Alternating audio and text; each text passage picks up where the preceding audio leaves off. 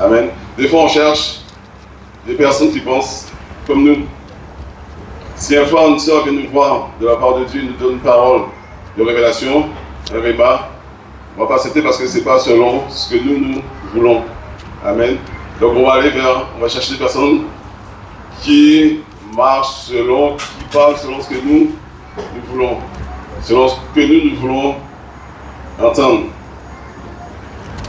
Donc ça veut dire que si on marche selon notre propre volonté, on s'éloigne de Dieu, n'est-ce pas? Ça veut dire qu'on ne va pas vers Dieu, on s'éloigne. Ce n'est pas Dieu qui s'éloigne, mais c'est nous qui nous éloignons de Dieu. Pourquoi? Parce qu'on ne l'a pas mis à la première place. On a mis à la première place peut-être l'argent, le travail, les biens matériels. Amen. On appelle ça de l'idolâtrie. Dès que tu mets quelque chose à la place de Dieu, à la première place à la place de Dieu, c'est de l'idolâtrie. Donc ça veut dire que c'est nous-mêmes qui nous éloignons de Dieu, c'est pas lui qui s'éloigne. Donc en faisant ça, comme il a fait pour le peuple de Juda, il y a une réaction divine. Donc nous, en nous éloignant de Dieu, il y aura aussi une réaction divine. Dieu va agir. Donc et là dans ce texte, qu'est-ce que Dieu a fait? On voit qu'il les a assiégés. Ils sortent de Babylone comme un instrument de jugement. Mais Dieu, quand il agit, en fait, il prévient toujours ses enfants, ses serviteurs. Il a dit à Jérémie, ils te feront la guerre, mais ils ne te vaincront pas. Nous, en tant que serviteurs de Dieu, si on le met toujours à la première place, il agira toujours dans nos vies. Il va toujours nous annoncer à l'avance ce qui va se passer. Amen. Il faut le mettre à la première place. Et si on ne le met pas à la première place, nous aurons des combats, nous aurons pas mal de choses et il ne sera pas avec nous. Il ne sera pas avec nous. Il dit, ils te feront la guerre, mais ils ne te vaincront pas, car je suis avec toi pour te délivrer. Donc si nous voulons être délivrés de la part de Dieu, nous devons garder ses commandements et marcher selon sa volonté. Parce que c'est lui qui nous protège au jour de la tempête. C'est lui qui vient à notre secours pour nous délivrer. Nous-mêmes, on ne peut pas se délivrer en fait. C'est lui qui vient et qui nous délivre. Il nous tend la main et nous délivre. Ça c'est si on veut. La main, si on veut, on accepte et il nous délivre. Amen. Donc, dans Jérémie chapitre 3, Dieu redit encore la même chose à Jérémie. C'est-à-dire qu'il va confirmer sa parole et il va ajouter quelque chose d'autre en plus. Donc on va le lire. Jérémie chapitre 15 et le verset 20.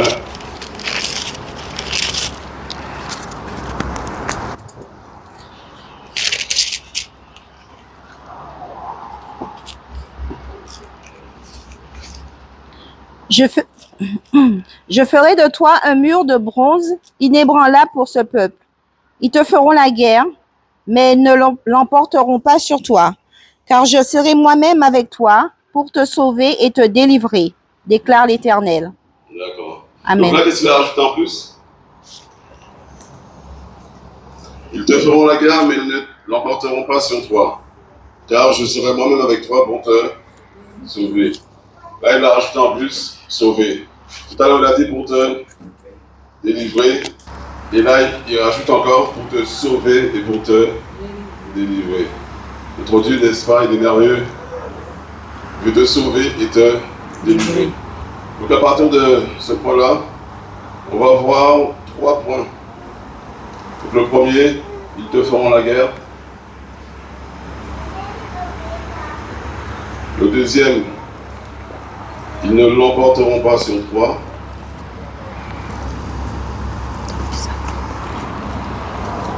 Et le troisième point, je suis avec toi pour te sauver et te délivrer. Amen. Il est là pour nous sauver et pour nous délivrer.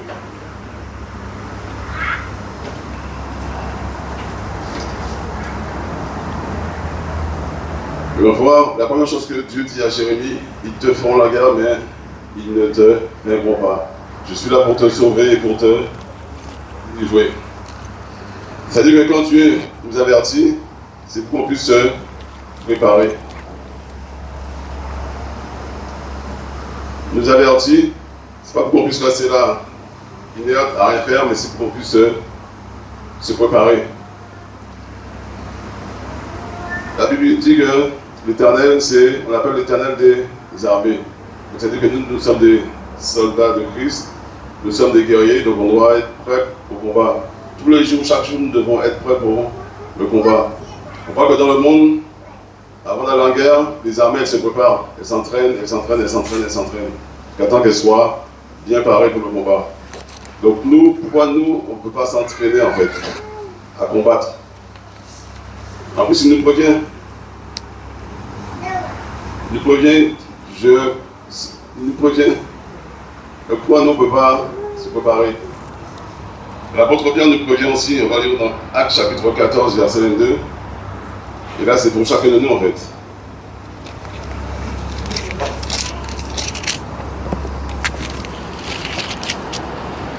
Actes chapitre 14, verset 22. Il fortifiait l'esprit des disciples, les encourageait à persévérer dans la foi et disait, c'est à travers beaucoup de difficultés qu'il nous faut entrer dans le royaume de Dieu. Amen. Amen. Là, il nous dit, c'est à travers de beaucoup de difficultés qu'il nous faut pour entrer dans le royaume de Dieu. Et ça, c'est pour chacun de nous. C'est pas pour à l'époque de l'apôtre Paul, mais c'est pour chacun de nous. C'est-à-dire que pour entrer dans le royaume de Dieu, ce sera avec des difficultés, des combats, des souffrances. C'est-à-dire, est-ce qu'on est prêt à souffrir? Est-ce qu'on est prêt à se battre? Ou si nous sommes attaqués, est-ce qu'on va rester par terre et se plaindre, gémir? Il nous prévient, on aura des souffrances, on aura des tribulations. Nous sommes avertis. Comme il nous avertit, donc préparons-nous, combattons. Dans la prière, dans la lecture de la parole, on peut se préparer. Des fois, on est là, c'est quand l'épreuve vient, on est devant l'épreuve, on ne sait pas quoi faire, et on baisse les bras. Parce qu'on se dit l'épreuve est trop grande pour nous, trop forte pour nous, alors que rien n'est trop fort pour Dieu. Amen. Nous sommes une nouvelle créature. On a dit que nous ne sommes plus de la race adamique, nous sommes de la race Christ. Donc si nous sommes en Christ, donc c'est Christ qui vient en nous. Donc s'il vient en nous, ça veut dire que nous sommes plus forts que tout.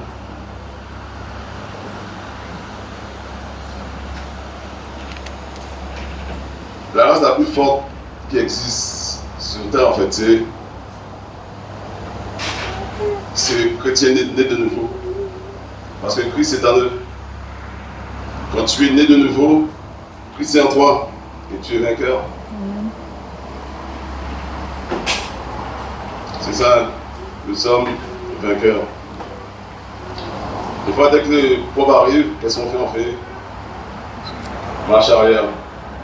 On recule. Parce qu'on n'est pas préparé. On ne sait pas prêt. Vous voyez, il y avait 10 vierges, 5 folles et 5... Comment? Sages. C'est bien, 5 sages. Il y avait 5 qui étaient préparés et 5 autres. Ils vaquaient leurs occupations. Ils n'étaient pas préparés. Donc nous sommes comme les 5 sages, n'est-ce pas? Nous préparons au combat, nous préparons. Nous avons déjà la victoire. Donc nous combattons dans la victoire. Mais il faut que nous soyons prêts. Il faut qu'on soit prêt à utiliser toutes les armes que Dieu nous donne, qu'elles soient humaines ou spirituelles. Il faut qu'on soit prêt à utiliser toutes les armes que Dieu nous donne. C'est quand on aura des combats. On aura des combats à mener, à surmonter peut-être des convoitises. Parce que si nous sommes préparés, on pourra tout surmonter. On aura avec notre propre chair. La chair, c'est un gros morceau, ça. On aura avec notre chair à résister à la chair, à résister à tout ce que l'âme peut nous demander, pour qu'on puisse résister pour de calquer sur la parole de Dieu, calquer sur ce qu'il nous a dit, afin de marcher selon sa révélation. On va combattre aussi le gros combat de la foi. La foi, c'est compliqué. Bien souvent, on a la foi, elle disparaît, elle revient, elle disparaît, elle revient. Mais la Bible dit que sans la foi, il est possible de plaire à Dieu. Amen. Il faut que nous puissions combattre le gros combat de la foi en accomplissant notre destinée.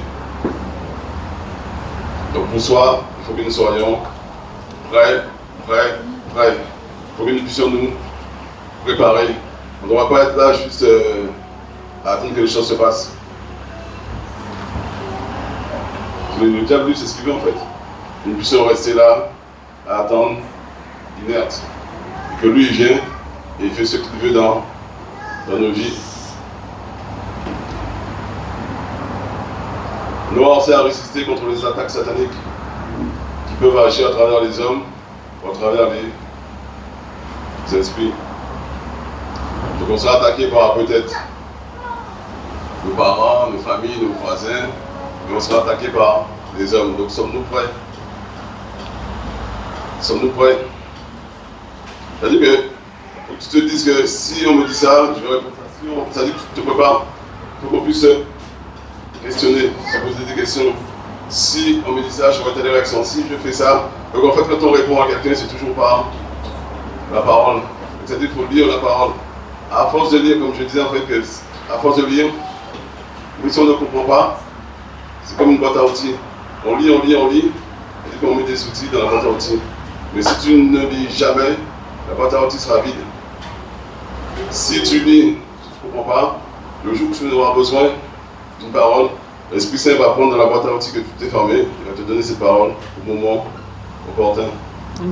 C'est pour ça que nous devons lire la parole. Lire. On peut être attaqué par ton travail. Donc est-ce que tu es prêt à répondre à tes collègues? Est-ce que même tu as dit avec tes collègues que tu étais chrétien, que tu étais enfant de Dieu? Est-ce que tu dis, si vous avez honte de moi, je vous remercie, honte de vous, au droit du Père? Est-ce que vous avez dit à vos collègues, moi je suis enfant de Dieu, je suis né de nouveau, j'appartiens à Christ. Ce que tu fais là, c'est pas de Dieu, donc moi je ne fais pas ça. C'est-à-dire, comme on dit, il faut poser le cadre. Est-ce que vous avez posé le cadre?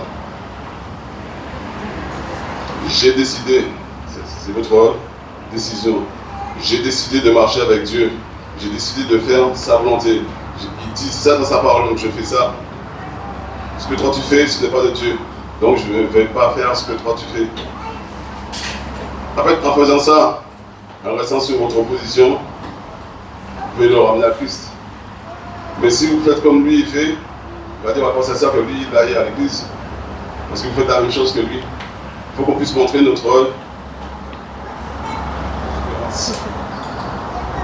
Parce qu'il y a une différence entre le royaume des ténèbres et le royaume de Dieu. Donc il faut que nous puissions montrer notre différence. Les attaques sataniques, ça vient avec une atmosphère. Et l'atmosphère du diable est chargée de doute et de ténèbres. Le doute, comme on l'a vu avec Adam et Ève, c'est pour nous éloigner de Dieu. C'est ça. Donc il vient avec son atmosphère, sa respiration. Doute, ténèbres, tout ce qui est mal, tout ce qui n'est pas bien. Donc quand il vient, lorsqu'on parle d'une parole, comme la vipère nous parle de doute, tu commences la parole, toi tu commences à réfléchir et à cogiter. Qu'est-ce que tu fais? Si tu n'es pas dans la parole, tu vas sortir. Si tu es dans la parole, tu iras dans la parole, tu verras que ce qui a été dit n'est pas de Dieu. C'est ça que nous devons lire la parole.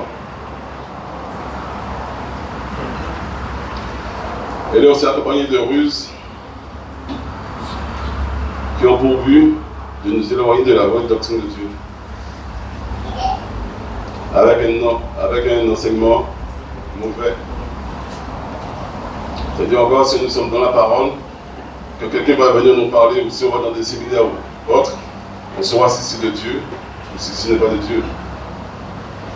On saura si ça vient du diable, ou si ça vient de Dieu. Toujours en restant dans la parole, ça veut dire en se préparant. Amen. Cet enseignement du diable consiste aussi à dire que puisqu'il y a une attaque, puisqu'il y a une douleur, puisqu'il y a un problème, c'est-à-dire qu'il y a peut-être d'espoir, c'est-à-dire que c'est l'échec. Alors que c'est faux. Tu peux avoir une attaque, une douleur, si tu regardes à Dieu, il y a toujours une solution. Le diable te dira qu'il n'y a pas de solution. Tu es attaqué, pas de solution. Tu souffres, il n'y a pas de solution. Il faut que tu t'arrêtes. Ça, c'est l'atmosphère du diable. Le diable te dit que s'il enlève une pierre, ça veut dire que c'est tout l'édifice qui s'écroule. Parce que les fondations ne sont pas bonnes. Amen. Alors que nous, notre fondation, elle est fondée sur... Ah, vous n'avez pas? Voilà, donc notre fondation est fondée sur Christ. Et aussi longtemps que nous aurons les yeux fixés sur Christ, la victoire est assurée. C'est ça.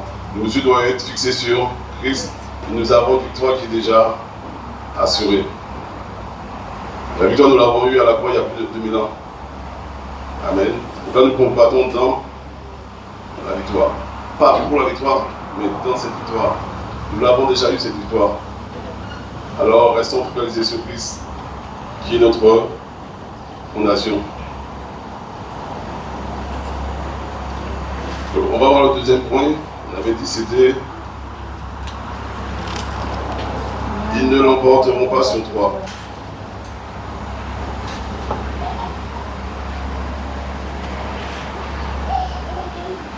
Est-ce que vous pensez que c'est vrai ou pas vrai? C'est vrai.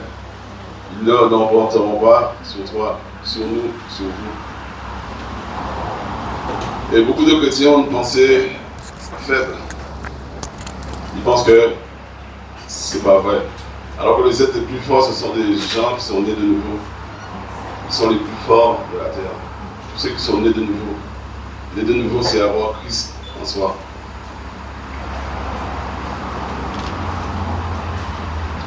Et donc, être attaqué ne veut pas dire que forcément on va perdre la bataille. Et quand le diable vient s'immiscer, on laisse le diable entrer, c'est-à-dire que lui, quand on est attaqué, il va te dire que tu as perdu. Il n'y a pas de solution, pas d'espoir. Alors qu'avec Dieu, c'est pas ça, ils ne l'emporteront pas sur toi. Tu es attaqué, mais si tu gardes les yeux sur Christ, tu as déjà la victoire.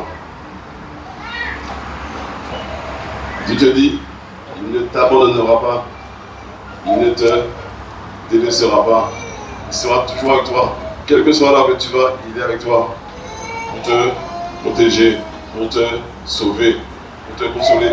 Il est là pour prendre soin de toi à chaque instant. Quel que soit là où tu es, il est là pour prendre soin de toi. Alors il faut garder cette parole, il faut qu'on puisse la garder ancrée en nous. Parce que l'ennemi va toujours venir pour enlever cette parole, afin qu'on soit toujours dans le doute. Et si nous doutons, c'est pas de Dieu. Dieu n'est pas dans le doute, mais dans l'assurance. Ce qu'il fait, c'est sûr, c'est vrai, authentique. Donc, il faut qu'on puisse chasser en nous toute forme de doute.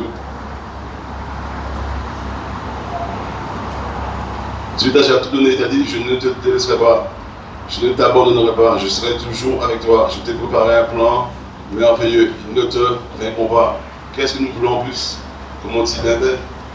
Qu'est-ce que nous voulons en plus? Il nous dit tout, il est là, je suis avec toi continuellement.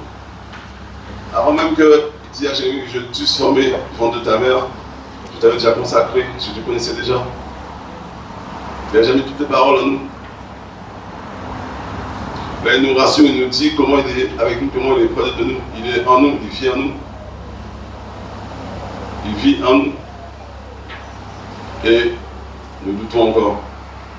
Oui, il y a ce doute. C'est-à-dire qu'ils vont plus arriver à localiser quand il y a un doute, le chasser tout de suite. Pour que le doute puisse rester en nous et demeurer. Si ça demeure, ça va porter du fruit, ça va germer et porter du fruit. Dès qu'on voit le doute, essayer de percevoir, localiser et le chasser. Quelqu'un vient noter quelque chose d'un parent, un collègue, n'importe qui, on sent qu'il y a un doute, on le chasse. Faut pas que ça reste en nous en fait.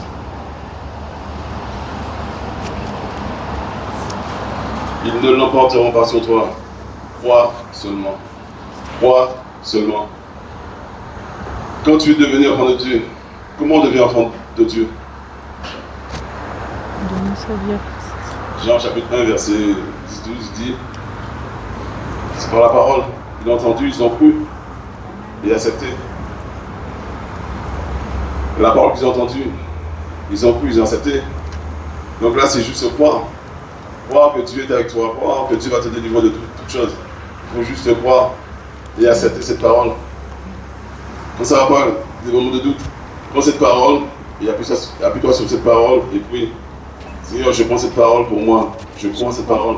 Tu ne m'abandonneras jamais. Là, je suis dans une épreuve. C'est dur, c'est difficile. Mais je crois en cette parole. Tu es avec moi, tu vas me délivrer. J'ai déjà la victoire. Il faut prier sur cette parole. Quand il y a quelque chose qui ne va pas, il faut chercher dans la Bible une parole. En fait, dans la Bible, le livre de la loi, il y a toutes les solutions. Il y a quelque chose qui te dérange, tu vas dans la parole et tu pries sur une parole. Tu vois, Dieu va agir, va te parler, va te consoler. Mais pas dans cette parole, dans sa parole. Crois seulement, juste croire. Donc les attaques de l'ennemi ne sont pas la preuve que Dieu n'est pas avec toi. Amen. Des fois on peut croire, parce qu'on est attaqué, Dieu nous a abandonnés. Dieu n'est pas avec nous. Ça c'est le diable qui te fait croire ça en fait. Mais c'est pas Dieu. Il te dit qu'il est avec toi. Il faut juste croire. Il ne faut pas croire au mensonge du diable. Les attaques du diable ne sont pas la preuve que nous avons échoué. Nous ne sommes pas des échecs. Nous sommes des plus que vainqueurs. Amen. Amen. Donc, quel que soit ce qu'il dit, quel que soit ce qu'on peut entendre de la bouche de mes parents, collègues, amis ou n'importe qui viendra de la part du diable, on ne doit pas croire à ce qu'il dit. Parce que le diable, c'est le père du mensonge. Donc, ce n'est pas la fin pour toi. Donc, si tu es en échec, ce n'est pas la fin. Les paroles du diable sont simplement une preuve qu'il existe. Les paroles du diable sont simplement une preuve qu'il existe et qu'il nous veut du Mal. mal, c'est ça. Et qu'il nous veut du mal. Amen. Le diable, plus ce qu'il veut, c'est se cacher afin qu'on puisse pas le voir, afin qu'on puisse dire ouais, il n'existe pas. Donc il se cache pour mieux t'atteindre. Mais quand tu vois toutes ces épreuves, tu vois qu'il est là, qu'il est bien présent. Et comme il est là, qu'il est présent, prépare-toi à combattre. En tant que combattant de l'Éternel des armées, on doit se préparer à combattre. Job, lui, il a des combats à faire, n'est-ce pas?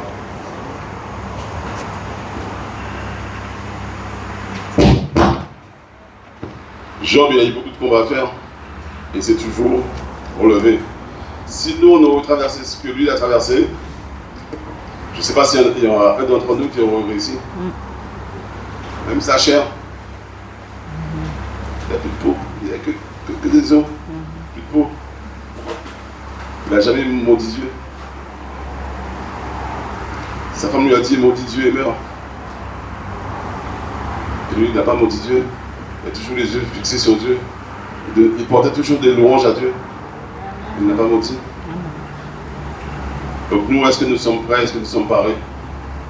Est-ce que nous, si les épreuves arrivent, une telle épreuve, est-ce qu'on pourra toujours porter des louanges à Dieu?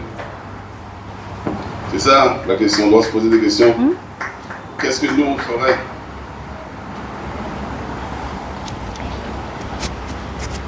qu'est-ce que nous on ferait?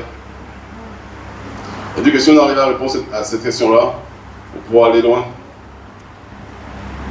Si on arrive à répondre à cette question-là, on pourra avancer. Si l'épreuve arrive, qu'est-ce que je ferai? Est-ce que je fais comme Job? Je tiens, je résiste? Ou est-ce que je m'apitoie sur moi-même? J'abandonne, je maudis Dieu. Est-ce que je me plains? Je dis que Dieu m'a abandonné. Il n'est pas avec moi, il n'a jamais été avec moi. Ou est-ce que je vais dans sa parole? Je me confie en lui. C'est ça. Salut. Qu'est-ce que nous voulons? Posons-nous cette question, qu'est-ce que nous voulons? Est-ce que nous sommes vraiment attachés à Dieu et que nous suivons ses paroles afin de marcher selon sa volonté? En se posant des questions, on peut avancer. Si on ne se pose aucune question, on n'avance pas, il faut tout sur place. Nous avons Christ en nous, donc la victoire, elle est Pour nous. assurée. La victoire n'est pas une possibilité, elle est assurée. Elle n'est pas non plus une éventualité. Elle est sûre et certaine. Elle est obligatoire, cette victoire-là. Elle est certaine, évidente, sûre, inéluctable, irrévocable, infaillible. Nous l'avons, c'est assuré, nous l'avons. Mais pour ça, il faut que nous puissions marcher dans la victoire. Marcher selon la parole. Nous avons la victoire. Il faut juste croire. Nous avons la victoire. Nous devons croire. Même si ta foi est faible, va vers un frère, une soeur. Tu sais qu'il y a une grande foi. Comme ça, il va faire monter ta foi. Si ta foi est faible et tu vas vers quelqu'un, et cette personne-là, elle n'a pas une grande foi, mais tu vas vers elle selon ton âme, donc selon tes émotions. C'est-à-dire que ta foi, au lieu de monter, elle va baisser. On ne va pas marcher selon les émotions, mais on marche selon Dieu. La personne, tu crois qu'elle a une grande foi, même si dans ton cœur tu n'aimes pas, c'est pas normal parce que Dieu dit on doit aimer tout le monde. Donc c'est-à-dire que même s'il y a quelque chose, non, va vers elle. Parce que c'est elle qui va te faire monter. C'est elle qui va soutenir ta foi. D'accord? Ne marchons pas sous l'émotion. Ne marchons pas sous l'émotion, mais marchons selon la parole de Dieu. Alors, crois seulement et tu verras la gloire de Dieu. Il faut que nous puissions croire. Ce matin, c'est croire, accepter et croire.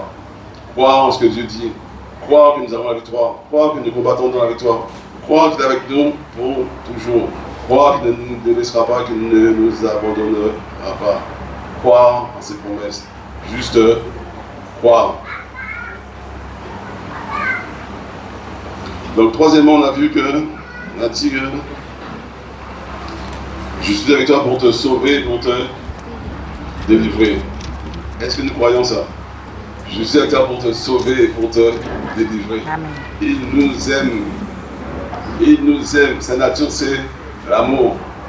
Est-ce que nous croyons à ça, que sa nature, c'est l'amour? Nous devons juste croire, croire et croire. Ici, là, c'est le point culminant de l'avertissement divin. Il dit, je suis avec toi. Avant, il a prévenu, il a préparé, il s'est préparé. Il a prévenu, après il a dit, ils ne te verront pas. Et maintenant il dit, là je suis avec toi. Là il dit pour il le rassure en fait en plus. Je suis avec toi pour te délivrer. Quel que soit ce qu'ils te font, moi je veux te sauver et te délivrer. Quelles que soient les batailles, je vais te sauver et te délivrer. Ils peuvent être mille. Je suis avec toi pour te sauver et te délivrer. Ceux qui sont avec toi sont plus nombreux que ceux qui sont avec eux. Je suis là pour te sauver et pour te délivrer. Amen. Quand il dit ça, ça veut dire que c'est une chose qui est établie, marquée, scellée. C'est dans la parole. Je suis avec toi pour te délivrer et pour te sauver. On voit que dans 1 Samuel, David dit la même chose. 1 Samuel chapitre 17, verset 37. 1 Samuel chapitre 17, verset 37.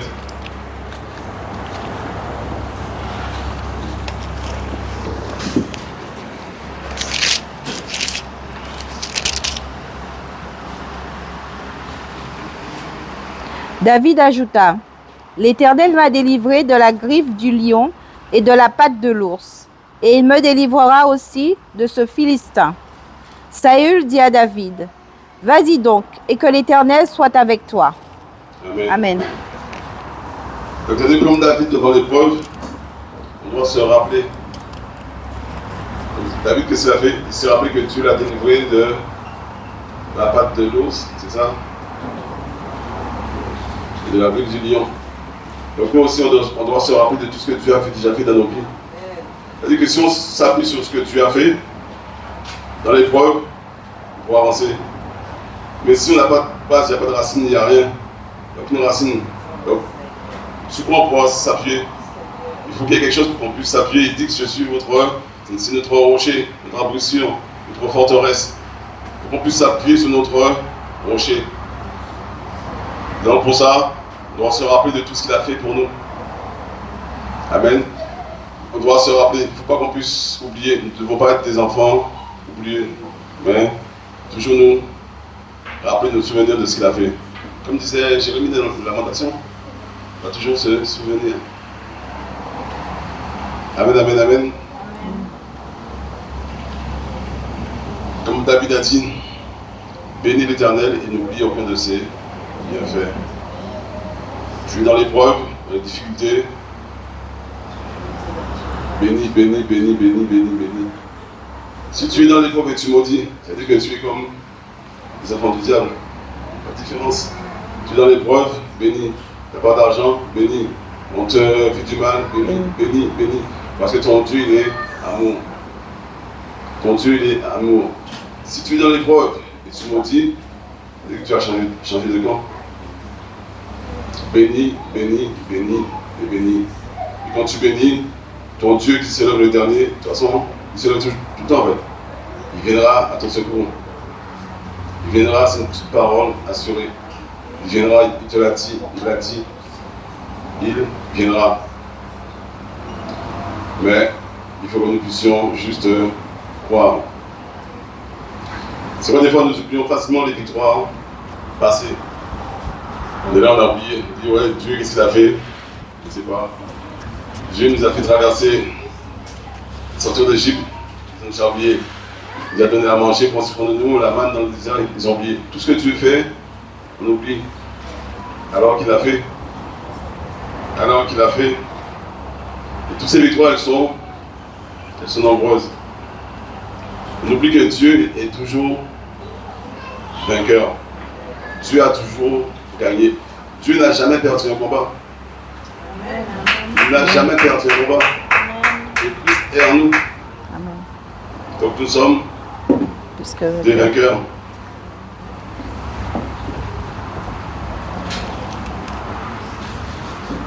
Déjà notre existence vécue dans la foi, c'est déjà une victoire. Croire déjà que Dieu existe, c'est déjà une victoire. Croire que Jésus-Christ est venu pour nous donner la vie éternelle, c'est déjà une victoire. Parce qu'il y a beaucoup qui ne croient pas en fait. Que l'examen empêche de croire. Nous, c'est déjà une victoire. On doit rester dans cette victoire. C'est juste le commencement. Et on a un cheminement à faire pour pouvoir avancer, continuer le combat.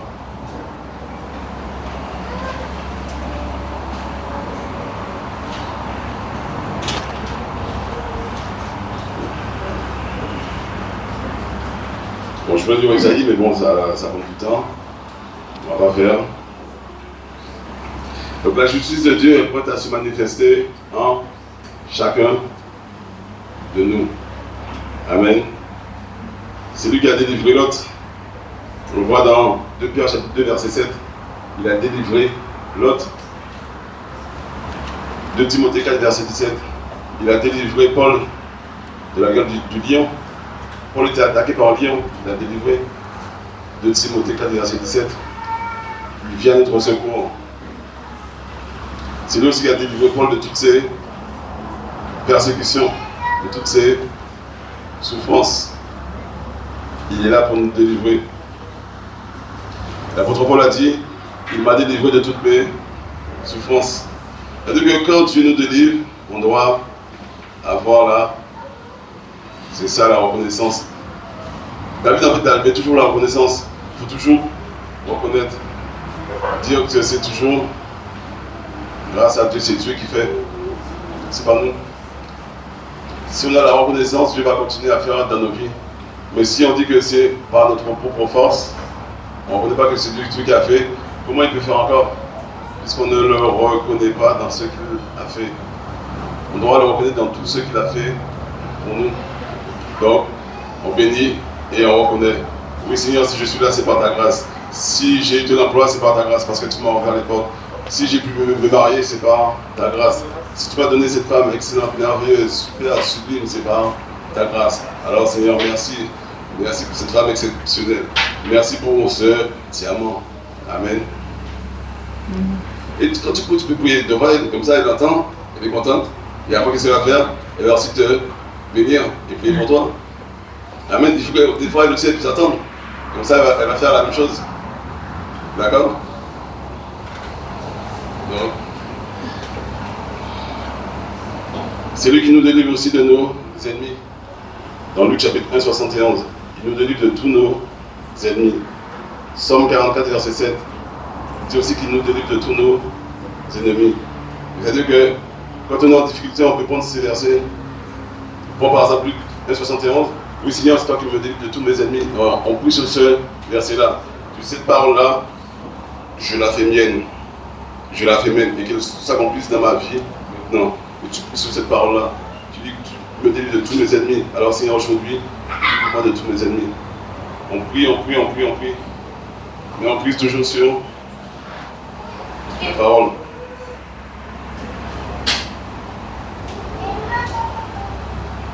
On va lire Actes chapitre 12, verset 11.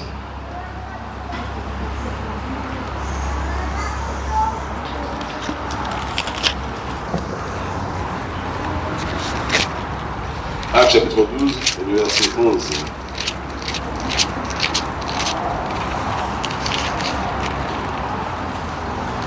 Revenu à lui-même, Pierre dit, « Maintenant, je sais vraiment que le Seigneur a envoyé son ange et qu'il m'a délivré du pouvoir d'Hérode et de tout ce peuple et de tout ce que le peuple juif attendait. »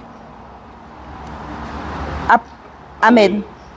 Donc, en fait, on voit que l'apôtre Paul nous reconnaît que Dieu l'a délivré. Revenu à lui-même, il reconnaît que Dieu l'a délivré, que Dieu a envoyé son ange. Et des fois, Dieu peut envoyer un ange aussi, pour nous délivrer, pour nous sauver. On ne croit pas forcément que c'est un ange, mais Dieu envoie un ange pour nous délivrer. Mais quand on a déjà cette délivrance, reconnaissant que c'est Dieu qui nous donne cette délivrance, que ce n'est pas par nous-mêmes, que ce n'est pas par notre force, mais que c'est lui qui vient et qui nous délivre. Juste en reconnaissant, c'est déjà une porte ouverte, déjà une victoire. Tu reconnais, c'est-à-dire que tu veux encore plus, parce que tu reconnais que c'est lui. C'est-à-dire que tu dis Seigneur, je reconnais, donc Seigneur, donne-moi encore. Mais si tu ne reconnais pas que c'est lui qui a fait dans ta vie, c'est-à-dire que tu dis Seigneur, je ne reconnais pas, je ne veux plus rien.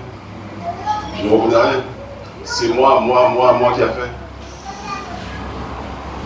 C'est moi. Donc comment toi tu fais, tu expliques, tu te donnes. Le peuple, avant c'est la même chose. Chaque fois qu'ils étaient en difficulté, ils allaient vers Dieu. Quand ils avaient une réponse favorable, qu'est-ce qu'ils faisaient? Ils s'éloignaient. Ils viennent, ils prennent, ils s'éloignent. Ils prennent, ils s'éloignent. Mais nous, on ne doit pas être comme ça. On vient, on prend et on reste. Et on bénit. On dit merci. Nous sommes reconnaissants. Amen. Parce que c'est nous qui nous éloignons de Dieu, c'est pas lui qui parle. Il nous a délivrés et il nous délivrera encore et encore, afin que nous puissions le servir sans crainte tous les jours de notre vie. Il a dit, je vais vous donner ma paix, afin qu'on puisse le servir dans la paix, la joie.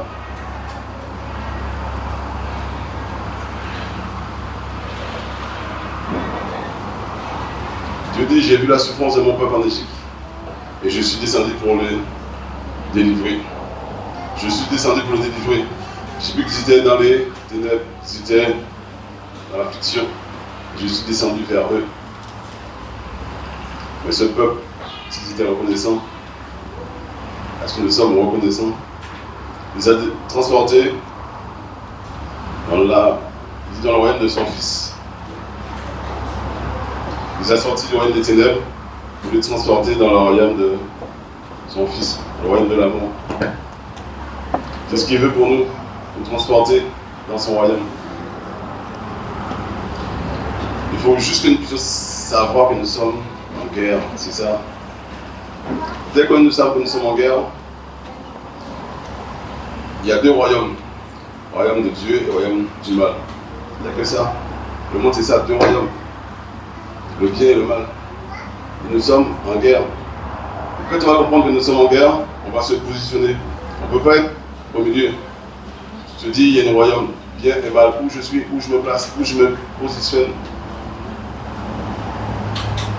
Et quand tu te positionnes, tu pourras avancer dans le royaume où tu t'es établi.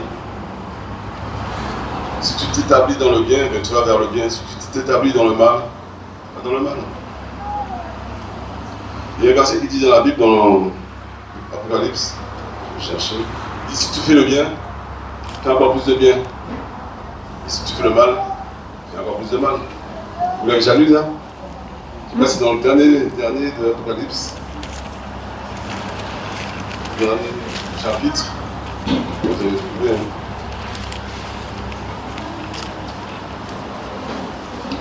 Vous avez trouvé? Chapitre 22.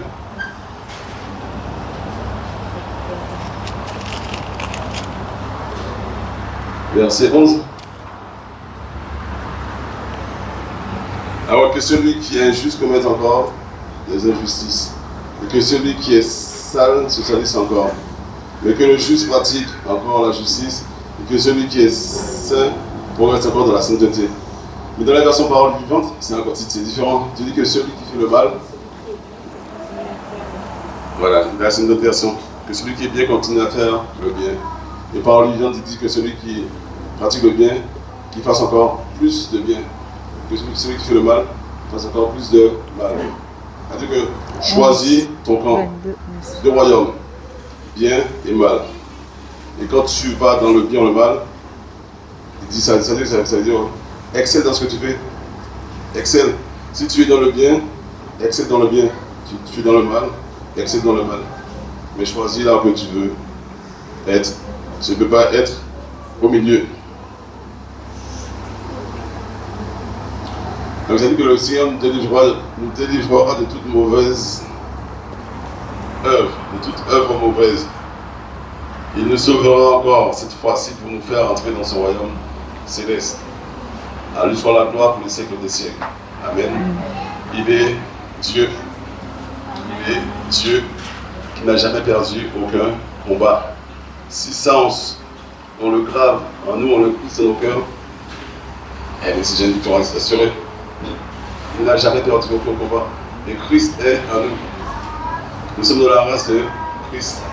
Nous ne sommes plus de la race, on a vu, adamique, mais nous sommes de Christ. Donc nous avons déjà la victoire. Amen.